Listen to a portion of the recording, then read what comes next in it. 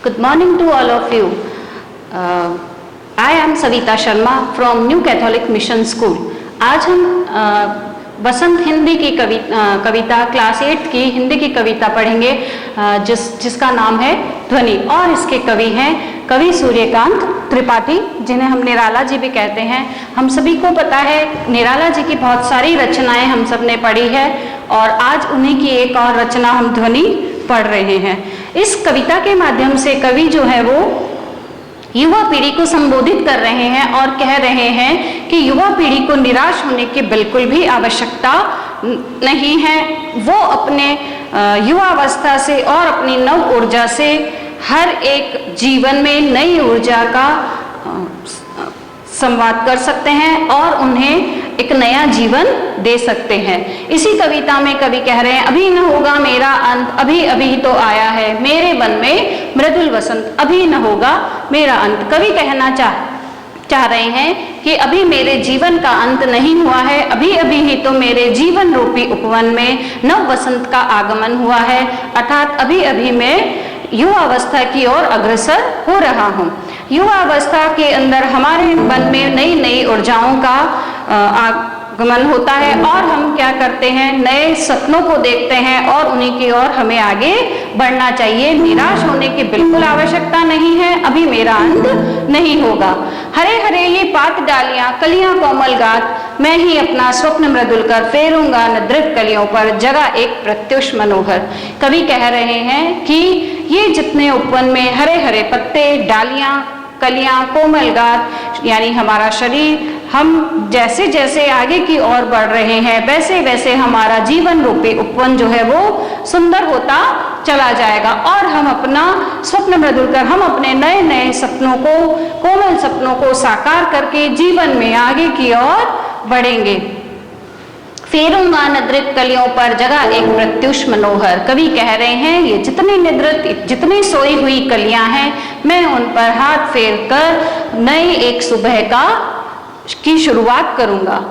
पुष्प पुष्प में तंद्रालस लालसा खींच लूंगा मैं, अपने नव जीवन का अमृत सहर्ष सींच दूंगा मैं। कवि कह रहे हैं हर एक फूल फूल से तंद्रालस, नींद और आलस्य को हटा करके उनके अंदर कि जितनी सोने की लालसा है उसे खींच करके अपने नव जीवन का अमृत, अपने नए सपनों का उनके अंदर प्रवाह कर दूंगा और उनके अंदर नई नई सुबह की शुरुआत करूंगा। द्वार दिखा दूंगा फिर उनको, है मेरे वे जहां अनंत, अभी न होगा मेरा अंत। कवि कह रहे हैं कि मैं उन सबको नए सपनों का द्वार दिखा दूंगा, अभी जहां मेरे अनंत, जहां तक मेरे सपने खत्म ना हो वहां तक के, और नए नए शुरुआत करके मैं उन सबको जगा करके नई सुबह की शुरुआत कर नए जीवन की शुरुआत करूंगा, अभी मेरा अंत नहीं होगा। इसी के माध्यम से जो है वो कवि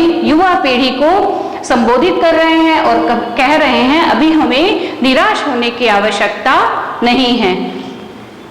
इसी कविता से हम देखेंगे कि कवि ने अलग अलग प्रश्न किए हैं, आप देख सकते हैं। पहले प्रश्न में कवि पूछ रहे हैं कवि को ऐसा विश्वास क्यों है कि उसका अंत अभी नहीं होगा। कवि को ऐसा विश्वास इसलिए है क्योंकि उसके अंदर बहुत ऊर्जा जो है वो विद्यमान है और कह रहे हैं कि मुझे ऐसा विश्वास है कि अभी मेरा अंत नहीं होगा और मैं अपने सपनों को साकार करके ही रहूंगा।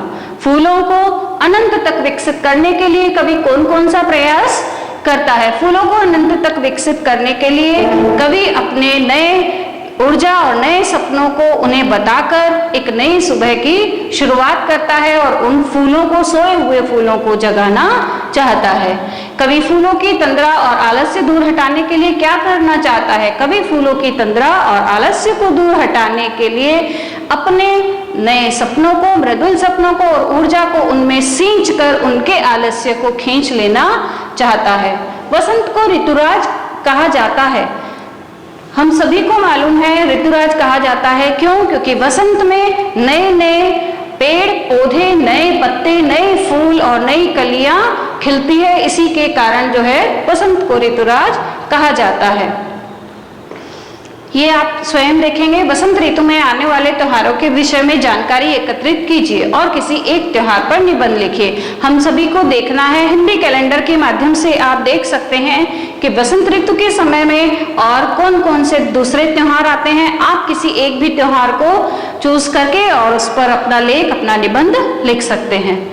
ऋतु परिवर्तन का जीवन पर गहरा प्रभाव पड़ता है। इस कथन की पुष्टि आप किन किन बातों से कर सकते हैं? हम सभी जानते हैं हर एक ऋतु परिवर्तन, जैसे ही ऋतु परिवर्तन होता है हमारे जीवन में अलग अलग परिवर्तन आते हैं। जैसे हमारे खान पान में परिवर्तन, हमारे पहनने ओढ़ने में परिवर्तन, हमारे पहनावे में अंतर और हर पर्यावरण में भी परिवर्तन आता है।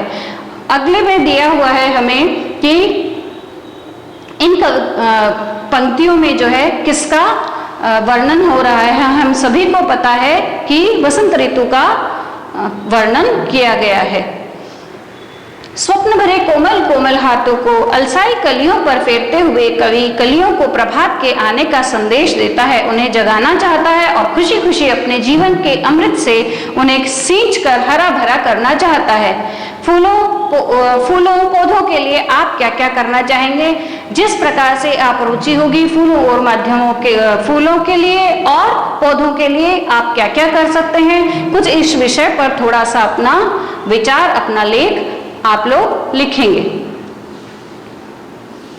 अब इसमें बताया गया है कि कवि जो है अपनी कविता में कल्पनाशील कार्य की बात कर रहे हैं। आप अनुमान लगाइए कि उसके बताए गए कार्यों का अन्य किन किन संदर्भों से जुड़ सकता है। जैसे हो सकता है नन्हे मुन्ने बच्चों को माँ जगा रही हो और कह रही हो कि अब तुम उठ जाओ बेटा, नई सुबह का आगमन हो गया है और नए वसंत ऋतु का आगमन हो गया है, तुम्हें अपने स्वप्नों को साकार करना है।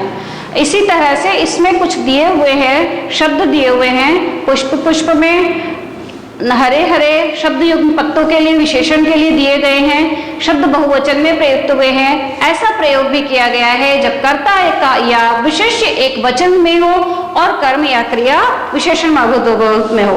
ऐसे ही कुछ शब्दों को आपको कविता के अंदर से ढूंढ करके कलेक्ट करना है और लिखना है। अब इसमें हमें शब्दार्थ दिए हुए हैं जिनकी सहायता से कविता का अर्थ करने में ज्यादा आप लोगों के लिए आसान रहेगा। आप इन शब्दार्थ की सहायता से अपने कविता का संदर्भ और प्रसंग लिखेंगे। जब आप संदर्भ लिखेंगे तो आप बाकायदा उसके अंदर लिखेंगे कि यह कविता जो है हमारी वसंत की पाठ्य पुस्तक से ली गई है, जिस कविता का नाम ध्वनि है और जिसके रचयिता सूर्यकांत त्रिपाठी जी हैं। और उसके बाद प्रसंग में हम लिखेंगे कि कवि किस विषय पर किस बात की चर्चा कर रहा है और उसके बाद उसका अर्थ हर एक पैराग्राफ वाइज आपको लिखना है। Thank you.